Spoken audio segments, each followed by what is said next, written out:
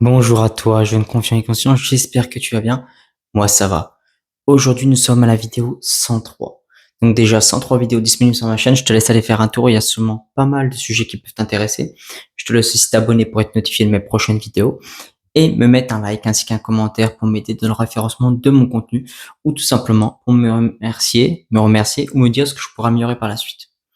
Donc, qu'est-ce qu'on va parler aujourd'hui? Aujourd'hui, j'aimerais trop parler d'un sujet que j'ai déjà parlé sur cette chaîne, mais que tout simplement, je conscientise de jour en jour. C'est que ta vie peut être aussi bien un enfer qu'un paradis sur terre. Certains parlent du paradis ou de l'enfer, justement du point de vue de la religion, après la mort. Mais ce qu'il faut savoir, c'est que il n'y a pas vraiment de différence entre quand tu es incarné ici sur terre et quand tu es mort. Parce que en réalité, tout dans l'univers est vibration, énergie, vibration. Donc, tu peux aussi bien être en enfer ou en paradis, ou au paradis sur terre, en fonction de l'énergie que tu dégages, de l'énergie que tu émanes.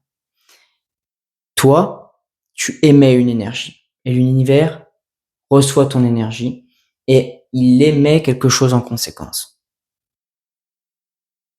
Donc si toi, tu émets des basses vibrations, ta réalité sera équivalente, entre guillemets, à l'enfer.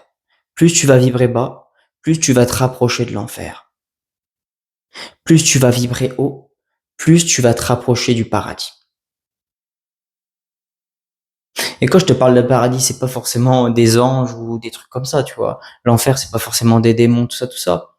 Mais c'est plutôt que quand tu vas vibrer bas, par exemple, eh ben, ta vie va devenir lourde. Ta réalité extérieure va être lourde. Tu auras beaucoup de difficultés à avancer, tu auras une mauvaise vision de la vie, tu auras... Voilà. En fait, en gros, ça va être compliqué, très compliqué. Tu vas attirer des mauvaises situations à toi, plein de choses, j'en passe. Alors que quand tu vas te rapprocher des vibrations, plus tu vas aller en hauteur, te rapprocher du paradis, entre guillemets, mais donc vibrer beau, plus tu vas être dans des énergies d'amour, de paix, de joie, de bonne humeur, de bien-être. Plus tu vas attirer des situations, des événements à toi qui seront en adéquation avec cette énergie-là.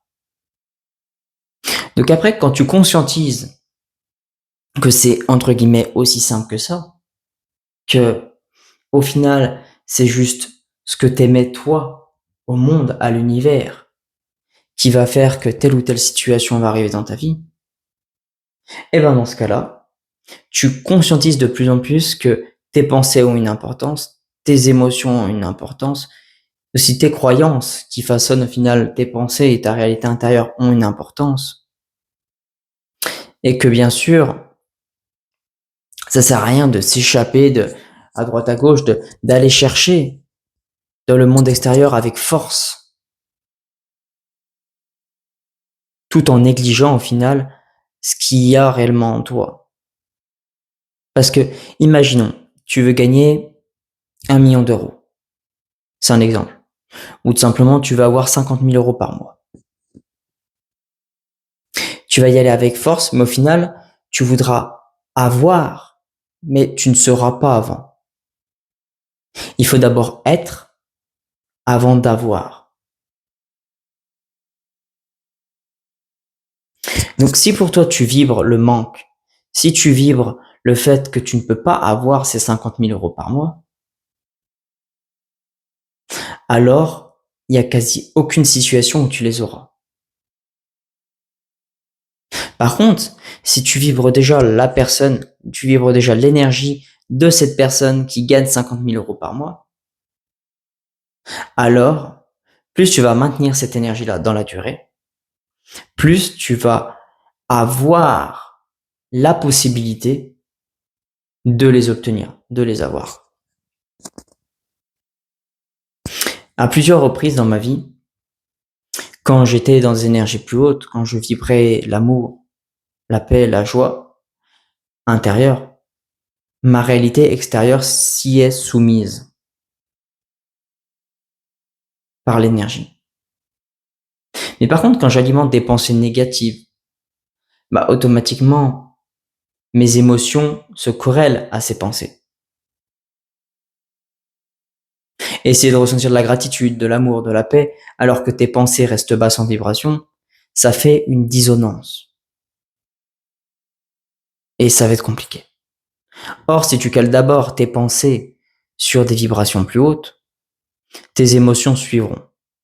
Du moins, c'est ce que j'ai remarqué ces derniers temps et ce qui me semble au final la chose la plus probable.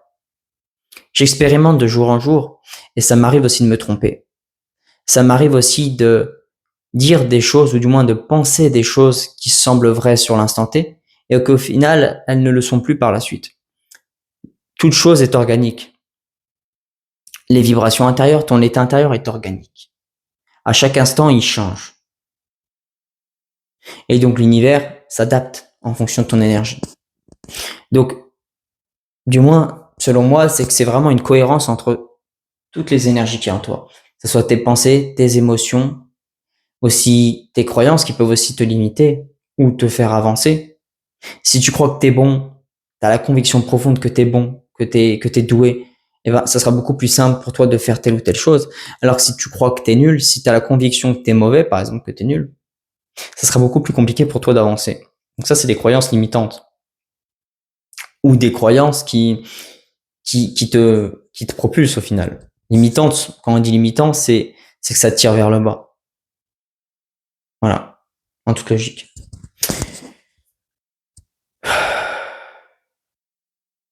Donc voilà. Beaucoup de personnes dans cette société veulent avoir avant d'être. Et du moins, c'est ce que la société aussi te vend, te promet. Obtiens le dernier iPhone, obtiens telle ou telle chose. Mais toi, tu continues à vibrer dans le manque. Et plus tu voudras obtenir quelque chose, plus tu seras dans le manque. Du moins, si tu sais pas qu'il faut que d'abord que tu vibres l'abondance, que tu vibres d'abord l'énergie de la personne qui a déjà ces choses-là. C'est pas simple à mettre en place. Parce que ça demande vraiment d'aller creuser, ouais, d'aller creuser en toi, d'aller chercher en toi. Ça, c'est la vraie spiritualité. La vraie spiritualité, c'est ça. C'est de fouiller en toi, de regarder, de mettre la lumière, de mettre en lumière les choses qui n'ont plus lieu d'être, qui t'empêchent d'avancer, pour au final les transmuter, pour au final surmonter ces obstacles intérieurs et évoluer dans ta vie, dans la matière. Ce n'est pas partir loin, partir dans les étoiles, mais vraiment s'ancrer de plus en plus dans ton corps, dans ton être, sur Terre, pour après avoir la possibilité d'ouvrir tes chakras du haut, d'avoir la possibilité justement de, de grandir, de t'allonger dans les étoiles, mais uniquement quand tu es vraiment ancré. Parce que si tu t'ancres pas avant de faire ça, avant de partir un peu dans des énergies beaucoup plus hautes, eh ben, tu pourrais perdre pied. Et perdre pied, c'est pas la solution. Si tu veux pas finir dans un hôpital psychiatrique ou devenir schizophrène ou des trucs comme ça, tu vois, il faut d'abord s'ancrer. Reconnecter avec le sol, avec la terre, avec ton corps. Combien de personnes vivent, mais pas dans leur corps, ils vivent dans leur tête. Ils vivent dans leurs pensées. Ils incarnent pas vraiment leur réalité dans leur corps, dans leur être. Les sensations, les tensions que tu as dans ton corps. La plupart du temps, tu les négliges ou tu n'en as même pas conscience. Et plus tu vas relâcher les tensions dans ton corps, plus tu vas te rendre compte au final qu'il y a d'autres tensions qui sont derrière. Qui sont derrière. C'est là que tu te rends compte que ton corps a absorbé depuis des années, des mois, des années, toutes ces émotions que tu n'as pas mis en lumière. Si tu as été confronté à de la colère, de la haine, de la jalousie, plein de choses comme ça, ton corps les a emmagasinés dans les muscles, dans les nerfs, enfin, tout simplement dans ton corps en général. Et vu que toi, tu les as toujours négligés, que tu as toujours été dans ta tête et qu'au final, quand tu es dans ta tête, tu ne ressens pas vraiment ce qui se passe dans ton corps, et bah du coup, comment tu veux prendre conscience de ces tensions-là et de les relâcher, de les évacuer?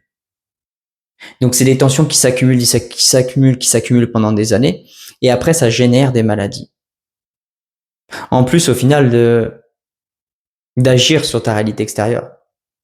Parce que plus tu es tendu physiquement, plus tu dégages une énergie de tension, et donc plus l'univers te renvoie quelque chose d'équivalent aussi à ça. En fait, tout est vibration, que ça soit ton corps, tes pensées, tes émotions, plein de choses.